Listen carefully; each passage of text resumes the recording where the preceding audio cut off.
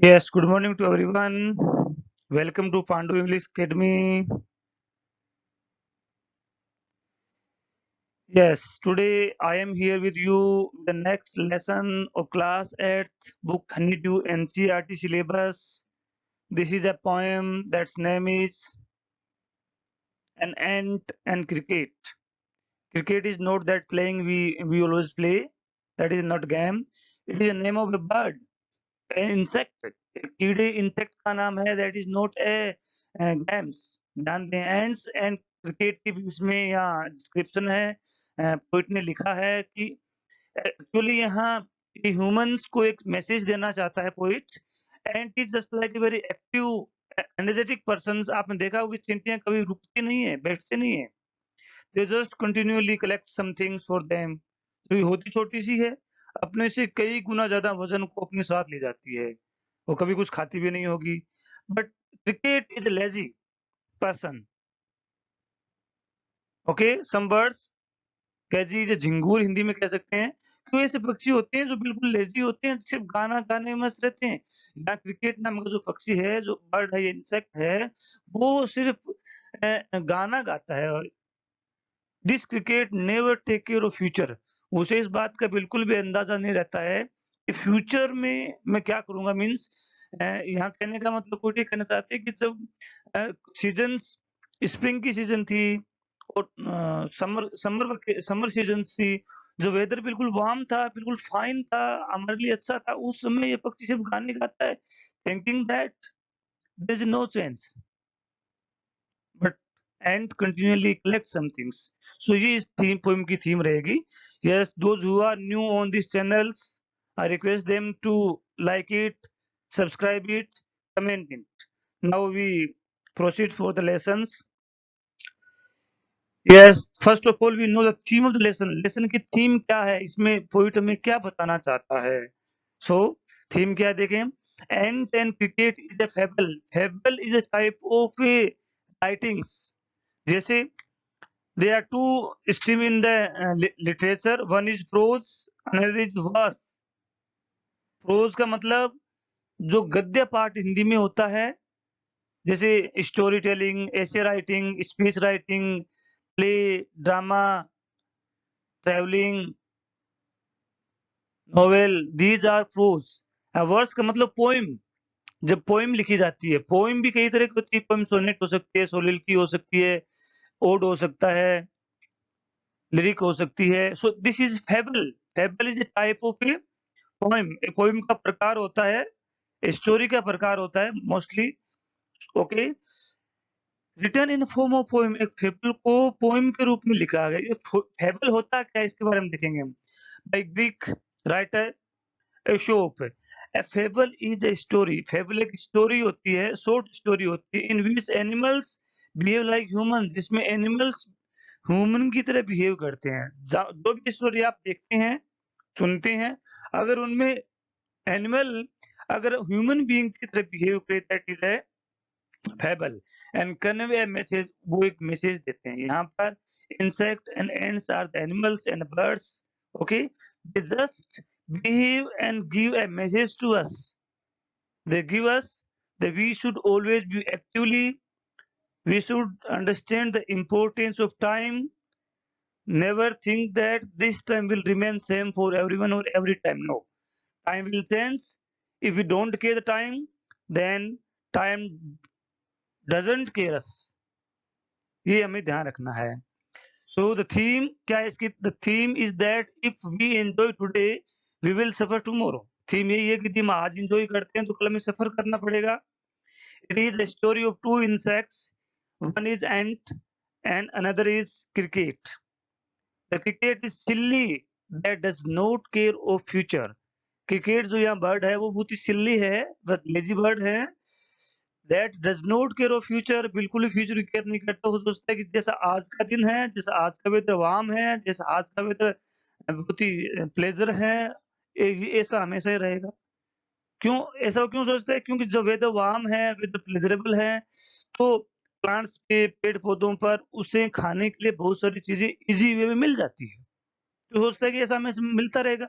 लेकिन ऐसी सीजन भी आती है when there is nothing on trees side that leaf, autumn season, winter season में पेड़ों पे कुछ भी नहीं मिलता, तब क्या होगा? इसके बारे में वो क्रिकेट जो बर्ड है, इंसेक्ट तो बिल्कुल भी नहीं सोचता। वो सोचता है कि जैसा आज है वैसा हमेशा रहेगा।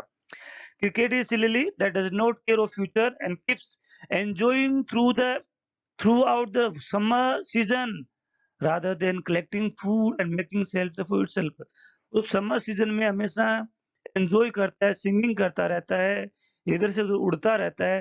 It doesn't care of making shelter and collecting food. वो फूड को कलेक्ट करने में और शेल्टर बनाने में बिल्कुल भी केयर नहीं करता है।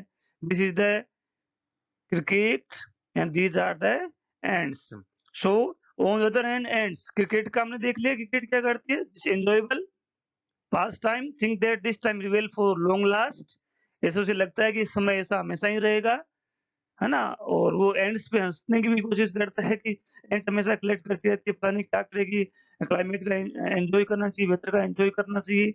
And on the other hand, ants are wise and active insect instead of wasting time it collect It collects food and prepares shelter for itself because it knows, इसका मतलब ant जानती है winter will come, उनको पता है कि जो climate जो weather very pleasing है, very sound weather है, ये हमेशा ऐसा नहीं रहने वाला है।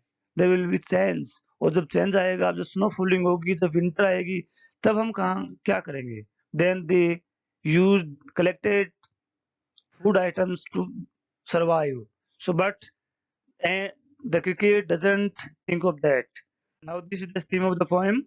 Now we study the stanza first. First stanza में क्या है? This poem is written in conversation. बातचीत में लिखी हुई है। फर्स्ट पार्ट के अंदर पोइट एंट और इंसेक्ट के बारे में बताता है, और पोएम का जो लास्ट पार्ट है उसके अंदर एंट एंड क्रिकेट के बीच में कन्वर्सेशन होता है, बातचीत होती है। जो क्रिकेट है जो जब प्रॉब्लम फेस करता है तो एंड के पास जाता है बोरिंग के लिए कुछ लेने के, ताकि वो विंटर सीजन में सरवाइव कर सके। तब उनके बीच में कन्वर्सेशन होती है, उसको यहाँ पोएट ने लिखा है। तो first stanza that is A silly young cricket accustomed to sing. Accustomed means habitual. एक silly का मतलब very lazy, शर्माने वाला हम कह सकते हैं। Silly young cricket accustomed to sing, habitual to sing, it always busy in singings. Cricket हमेशा सिंगिंग में बिजी रहता है because it is his habits. Though the warm sunny month of gay, summer and spring, month of gay means full of joy. Summer और spring के महीने जब there is warmness in the climate, there is no snow, these months, these seasons are very attractive to us. जैसे कि हम जानते हैं summer के सीजन में, स्प्रिंग के सीजन में सब कुछ हमें अच्छा लगता है, प्लेजरेबल लगता है, ऐसा लगता है कि बिल्कुल विंटर कभी आने वाली नहीं है। इन मंथ्स के अंदर this cricket always busy in singings, he never think of the future, he never think of winter, just thinking that these seasons last long, हमेशा चलेगी। Then began to complain when he found that at home his cupboard was empty winter come। लेकिन उस समय वो complain करना शुरू कर देता है जब उसे ये पता चलता है कि विंटर आ गई है और उसके घर में कुछ भी चीज नहीं है। उसके घर का कपबोर्ड जो है खाली पड़ा है, मतलब उसका शेल्टर भी नहीं है, उसके पास स्टोरेज भी नहीं है। तो how this cricket survive in winter, this is the matter for the crickets. ये क्रिकेट में प्रॉब्लम हो जाती है। Okay, in this first stanza the poet tells us about A cricket. Now this explanation of this poem, the poem begins the poet begins the poem, this is poet not poem, the poet begins the poem by telling us the habit of cricket की habit को telling करते हुए poet जो है हमें बताता है, habit बताइए। he was accustomed to sing a song, poet says that there is a silly young birds। Poem को हमेशा प्रेजेंट टेंस में एक्सप्लेन किया जाता है बिकॉज दिस कन्वे मैसेज, एक मैसेज देती है, और मैसेज जो पोएम का होता है वो यूनिक होता है। ऐसा नहीं है कि पहले क्रिकेट और इंसेक्ट ऐसे हुआ करते थे, वो आज भी ऐसे ही हैं। So poem is always explained in present tense. Think that's this, which is used to sing songs during the summer and spring. जो cricket जो bird है वो आज भी summer and spring when there is warm weather always busy in singing songs. It never bother about future. ये कभी भी future के बारे में bother नहीं करता है. The poet calls spring and summer seasons gay. Gay क्यों कहता है? Because gay is month of pleasure, full of joy. और poet spring और summer season को month of gay और full of pleasure कहता है because they are full of life or pleasure. Because in these seasons there is much pleasuring. There is greenery everywhere in the season of summer and springs. We also know हम भी देखते हैं कि there is greenery everywhere. Food and water are abundant. Food और water abundant होता है, abundance पर्याप्त होता है, सफिशिएंट होता है हमारे लिए, इनफ होता है। यहाँ ऐसा क्यों कह रहा है? क्योंकि जो इंसेक्ट है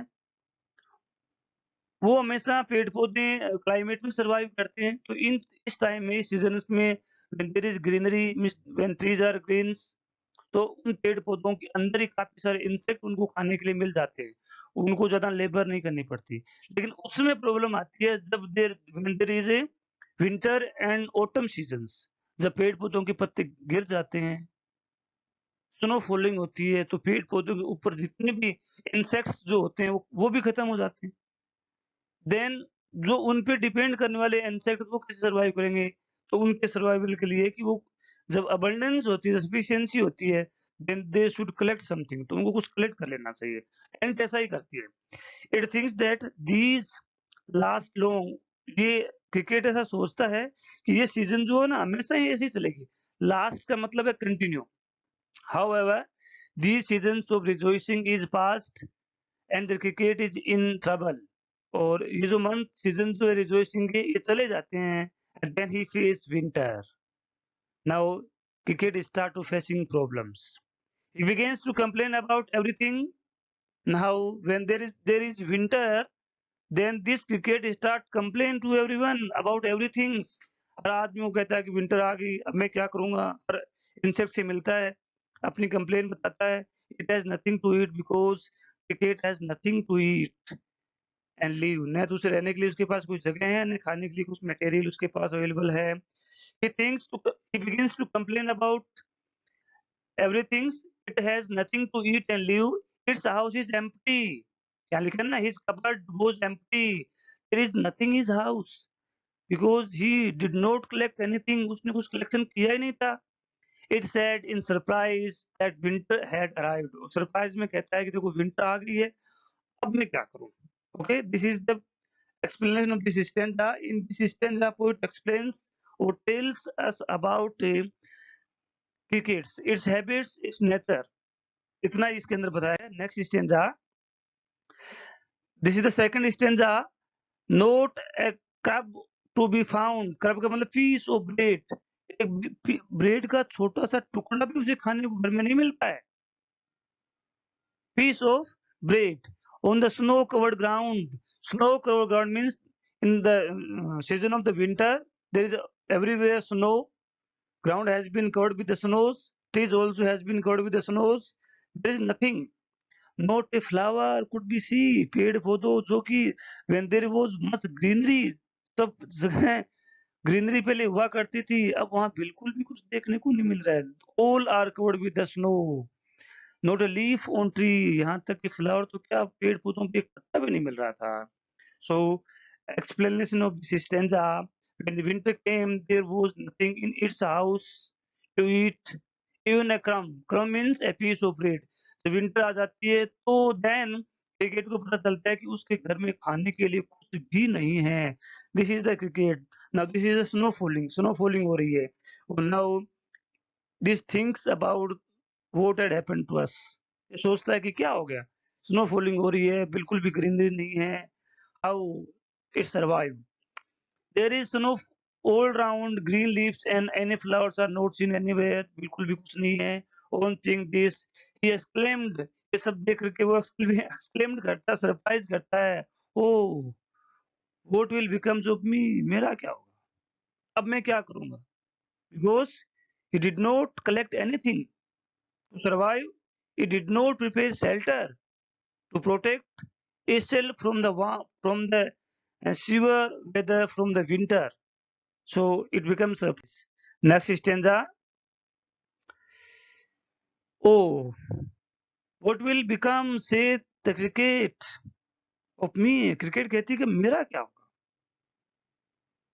At last by starvation and famine made bold. अब जिस तरह से वो starvation का मतलब भूख मरी, famine means any unavailability of the food, starvation feeling hungriness, famine का मतलब unavailability of food, भोजन की unavailability जब होगी तो कहता है कि मैं क्या करूंगा?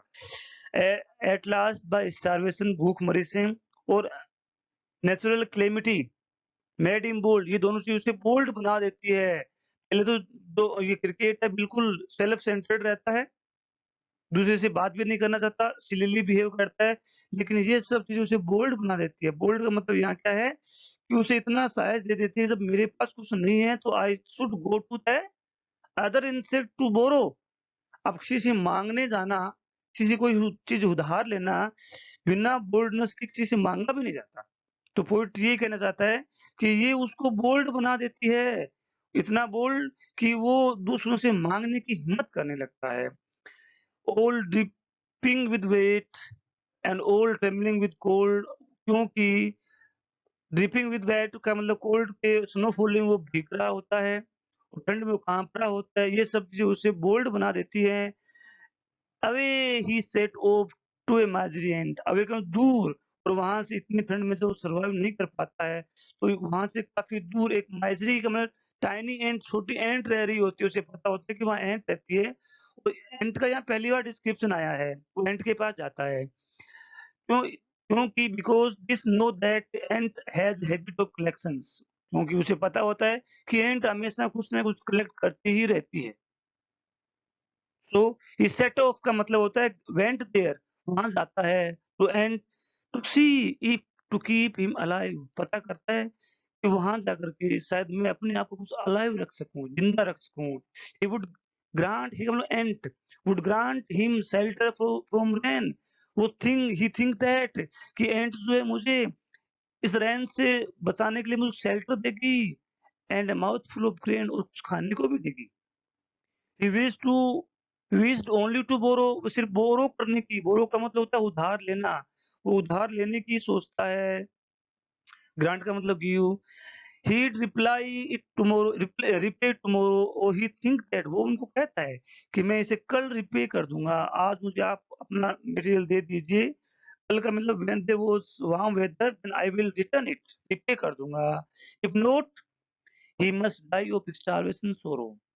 वो ये भी सच देता है, यदि आप मुझे कुछ नहीं देंगे, I will die with starvations and sorrow. Sorrow means that I did not collect anything.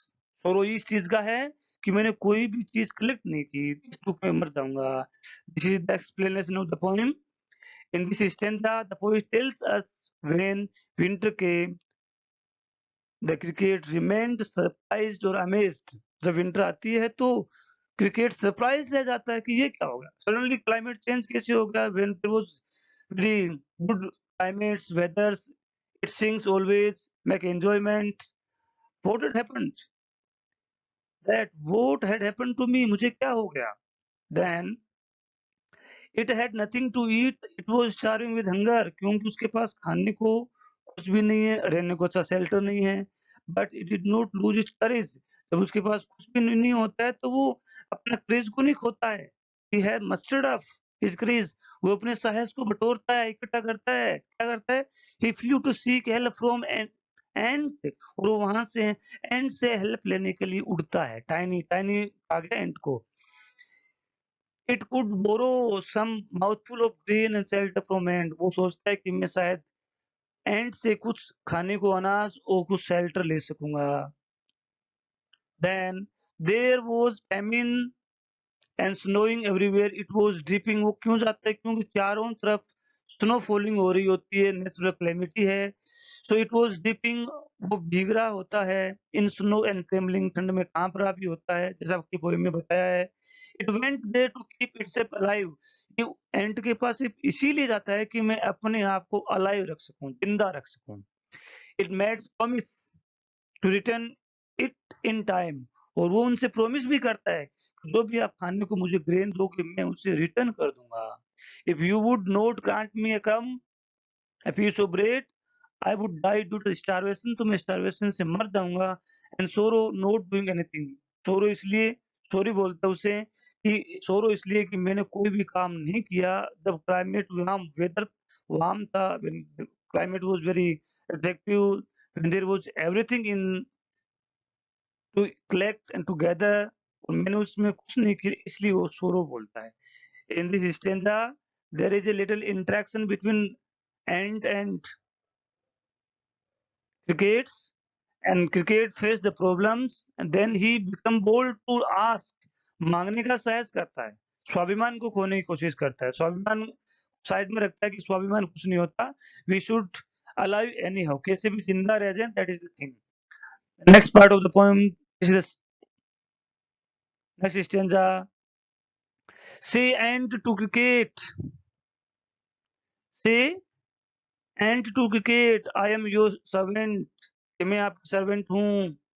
Cricket कहती है, एंट कहता है क्रिकेट को, जब उसे मांगने जाता है ना कि मुझे कुछ दे दीजिए, मैं कुछ आपको वापस रिटर्न कर दूंगा, तब कहते हैं कि we are your servant and friend, but we ant never borrow, लेकिन वो कहते हैं कि हम एंट्स जो हैं, एंट्स यहाँ प्लूरल आया है, मीन्स एंट फैमिली, कि हम एंट्स न तो किसी से बोरो करते हैं और न किसी से लेते हैं और न किसी से देते हैं। वी एंट्स नेवर लेंट, हम न किसी को देते हैं। But tell me dear cricket, when the weather was warm, फिर क्रिकेट एंट पूछते क्रिकेट से, लेकिन वो पहले क्लियर कर देती है कि हम एंट्स न तो किसी को कुछ देती है और न किसी से कुछ लेती है। लेकिन आप मुझे ये बताएं कि जब वेदर वार्म था, when there is summer and spring seasons, तब आप क्या करते थे? Quoth the cricket, quote quote कहना, क्रिकेट कहता है my heart was so light, वो कहता है कि my heart is so light that I sang day and night, इसीलिए मैं दिन रात सेंग करता था। I could not understand the importance of time for all nature looks gay, क्योंकि मुझे पूरी नेचुरल और फूलों पे एंजॉय लग रही थी, मुझे लगता था कि ऐसा ही क्लाइमेट हमेशा रहेगा, इसलिए मैं सिंगिंग करता था। This is the explanation. Hearing the request of cricket, and answer that it is your servant और ए फ्रेंड। एंड जो है वो कहती है कि एंड जो है आपका फ्रेंड है, आपका सर्वेंट है, but ant never borrow and lend, lend का बोरो का मतलब उधार लेना, लैंड का मतलब उधार देना। टू एनीवन, न तो हम उधार लेते हैं न उधार देते हैं।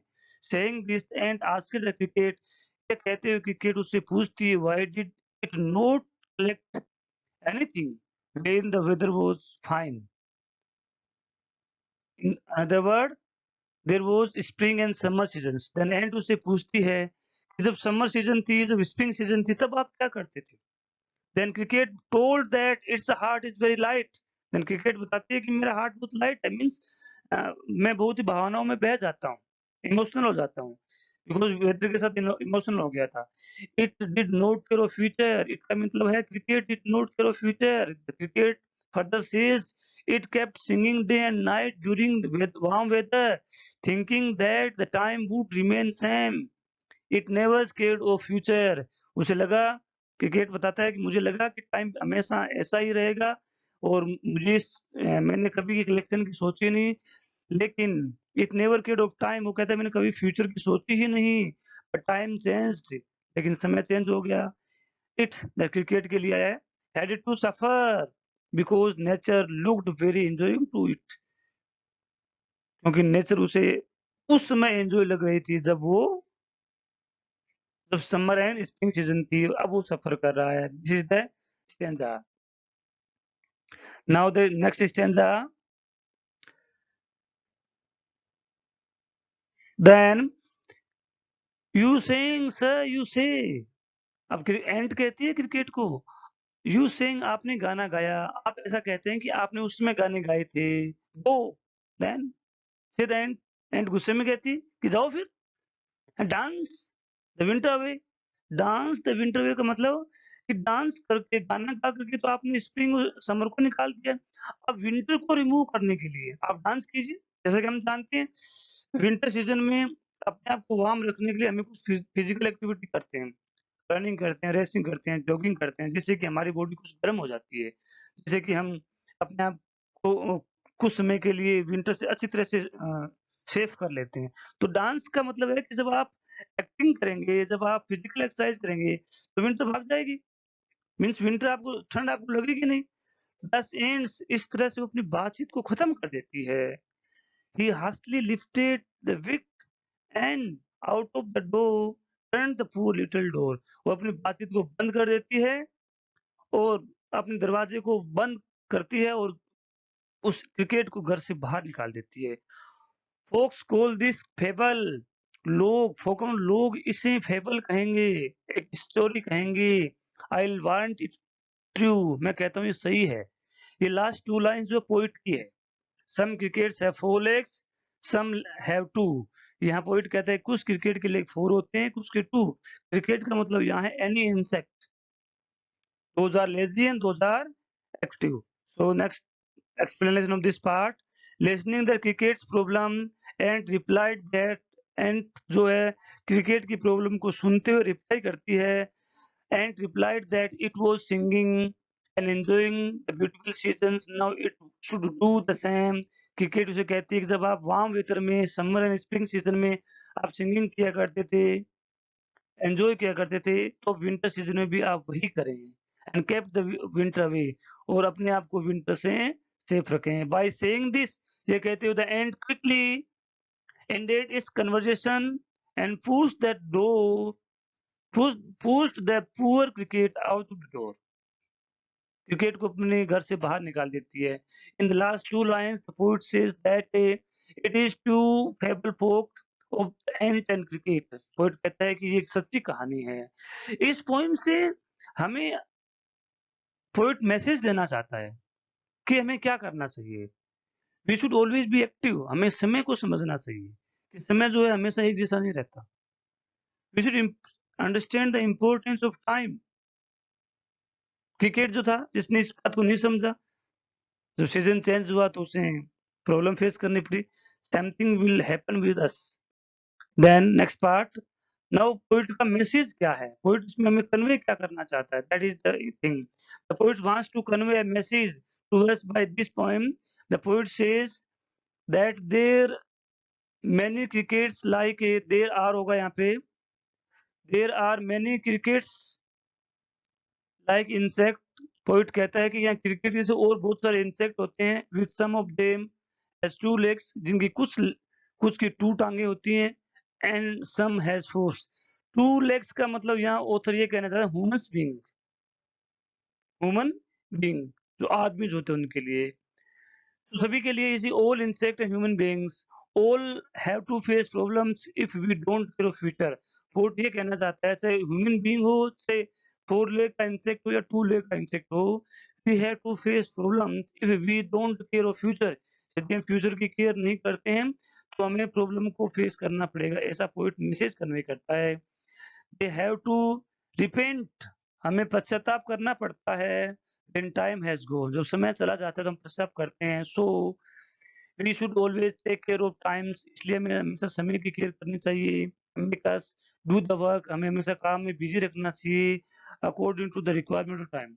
हमें समय की रिक्वायरमेंट के अनुसार कार्य करते रहना चाहिए। This is the message.